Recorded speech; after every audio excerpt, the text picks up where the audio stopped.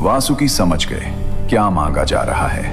वो जानते थे इस काम में क्या होगा। पर्वत का भार उनकी पीठ पर होगा, दोनों तरफ से खिंचाई होगी, उनका शरीर टूटेगा, उनके घाव होंगे, उनका जहर बाहर निकलेगा। एक पल वासुकी चुप रहे और फिर बोले, मैं तैयार हूं। मंथन शुरू होता है। मंदराचल पर्वत समुद्र के बीच रखा गया। वासुकी ने उसके चारों ओर अपना शरीर लपेट लिया। देवता एक तरफ खड़े हुए, असुर दूसरी तरफ, और खिंचाई शुरू हुई। 1, 2, 3। पर्वत घूमा, समुद्र हिला, लेकिन साथ ही वासुकी का दर्द शुरू हुआ। पर्वत का वजन उनकी रीढ़ पर था, दोनों तरफ से खिंचाव था। उनका शरीर जगह जगह से छिल रहा था, लेकिन वो कुछ नहीं बोले, चुपचाप सहते रहे। भगवान विष्णु ने एक चतुर योजना बनाई थी। उन्होंने देवताओं से कहा, वासुकी की पूंछ की तरफ खड़े रहो। असुरों ने सोचा, हम तो सिर की तरफ रहेंगे, सिर में शक्ति होती है, हम ज्यादा ताकत से खींचेंगे। उन्हें नहीं पता था विष्णु ने उन्हें फंसा दिया था। जैसे जैसे मंथन तेज हुआ, वासुकी के मुंह से धुआं निकलने लगा, आग के गोले निकलने लगे और वो सीधे असुरों के मुंह पर जा रहे थे। असुर जलने लगे, भागने लगे, चिल्लाने लगे, लेकिन वासुकी को पता भी नहीं था कि उनका दर्द देवताओं की रक्षा कर रहा है, उनकी तकलीफ किसी के काम आ रही है। मंथन होता रहा, एक के बाद एक अद्भुत अकल्पनीय चीजें निकलने लगी। कामधेनु, वो गाय जो हर इच्छा पूरी करती है, उच्चैश्रवा, 7 मुखों वाला दिव्य घोड़ा, ऐरावत, 4 सूंड वाला श्वेत हाथी जो इंद्र का वाहन बना, कल्प वृक्ष, वो पेड़ जिसके नीचे बैठने से हर कामना पूरी होती है, रंभा जैसी अप्सराएं जिन्होंने स्वर्ग को सजाया, मां लक्ष्मी जो विष्णु जी की संगिनी बनी, धन्वंतरी, देवताओं के वैद्य, हाथ में अमृत का कलश लिए। एक से बढ़कर एक रत्न निकल रहे थे। देवता प्रसन्न थे, लेकिन तभी कुछ और निकला, कुछ ऐसा जिसे देखकर देवता और असुर दोनों कांप गए। हलाहल, महाविष।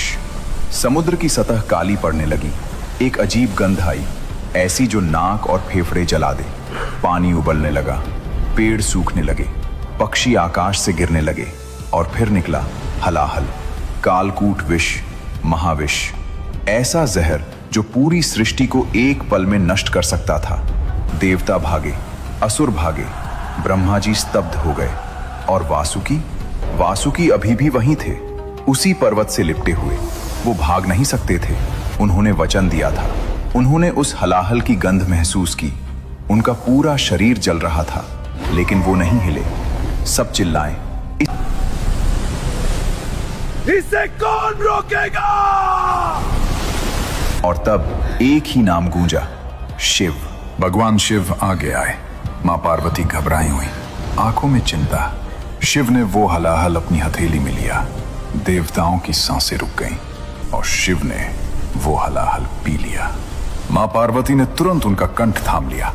जहर नीचे नहीं उतरा, वो जहर शिव के कंठ में ही रुक गया और उनका कंठ नीला पड़ गया। इसीलिए महादेव को नीलकंठ कहते हैं, उस दिन से आज तक। और दोस्तों, उस पल जब शिव ने हलाहल पिया, वासुकी भी उनके गले में लिपटे थे। उन्होंने भी वो जहर महसूस किया।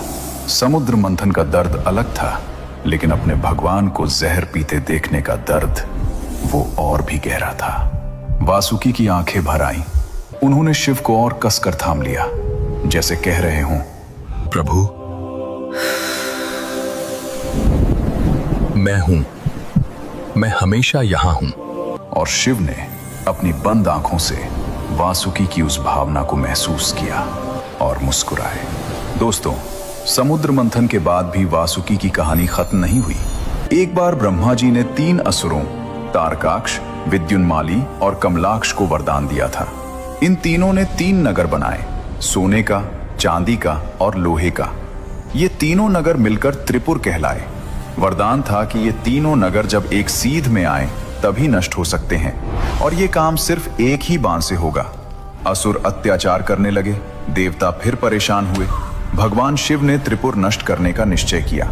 उन्होंने अपना विशाल धनुष उठाया, लेकिन धनुष की डोरी नहीं थी।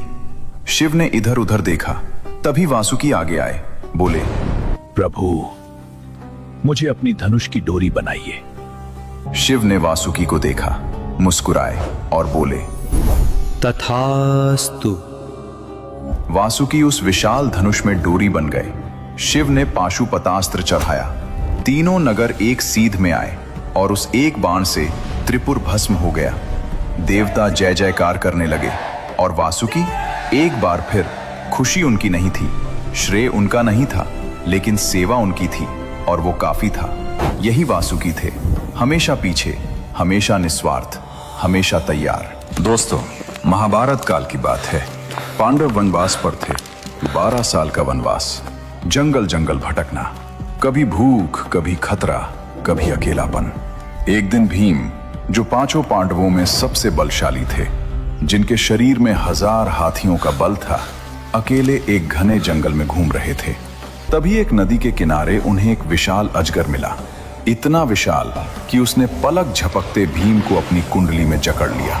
भीम ने पूरी ताकत लगाई, लेकिन वो हिल भी नहीं पाए। जो भीम पहाड़ तोड़ सकते थे, आज एक सर्प की पकड़ में थे। ये कोई साधारण सर्प नहीं था, ये थे नाग वंश के एक महान राजा, जो किसी श्राप के कारण अजगर बन गए थे। श्राप था कि जब कोई ज्ञानी पुरुष उनके सवालों का सही जवाब दे, तभी उनका उद्धार होगा। भीम के पास बल था, ज्ञान नहीं, इसलिए वो असहाय थे। जब बहुत देर तक भीम नहीं लौटे, तो युधिष्ठिर उन्हें ढूंढते हुए वहां पहुंचे। उन्होंने देखा भीम उस विशाल सर्प की पकड़ में है। युधिष्ठिर घबराए नहीं, उन्होंने शांति से उस सर्प से बात की, उनके हर सवाल का सही, गहरा और धर्मयुक्त जवाब दिया, और उस जवाब से उस नाग राजा का श्राप टूट गया। वो मुक्त हो गए। उन्होंने आशीर्वाद देकर प्रस्थान किया। ये बात जब नागलोक तक पहुंची, जब वासुकी को पता चला कि पांडवों ने उनके एक बंधु नाग को श्राप से मुक्त किया, तो वासुकी का हृदय भर आया। उन्होंने भीम को बुलाया और अपना आशीर्वाद दिया। 10,000 हाथियों का बल। भीम, जो पहले से ही अजेय थे, अब और भी शक्तिशाली हो गए। दोस्तों, अब तक आपने देखा कि वासुकी ने कितना त्याग किया, कितना दर्द सहा, कितनी बार सबकी मदद की। लेकिन एक दिन ऐसा आया जब वासुकी खुद टूट गए, और इस दर्द की जड़ थी उनकी अपनी मां कद्रू। हुआ यूं कि एक बार कद्रू और उनकी सौतेली बहन विंता के बीच एक शर्त लगी। शर्त थी, देवताओं के दिव्य घोड़े उच्चैश्रवा की पूंछ किस रंग की है। कद्रू ने कहा काली है, विंता ने कहा सफेद है। जो हारे वो जीतने वाले की दासी बनेगी। अब असलियत ये थी कि घोड़े की पूंछ सफेद थी, यानी कद्रू हारने वाली थी। लेकिन कद्रू को दासी नहीं बनना था, तो उन्होंने अपने नाग पुत्रों को बुलाया और कहा, जाओ, उस घोड़े की पूंछ पर लिपट जाओ। बाल बाल काले दिखने चाहिए। कुछ नागों ने डर के मारे हां कर दी, लेकिन कई नागों ने साफ मना कर दिया। बोले, माँ, ये झूठ है, यह पाप है, हम नहीं करेंगे। कद्रू को गुस्सा आया। उन्होंने उन सभी नागों को श्राप दे दिया, तुम सब एक दिन अग्नि में चलोगे। एक मां ने अपने ही बच्चों को श्राप दे दिया, सिर्फ इसलिए कि उन्होंने झूठ बोलने से मना किया था।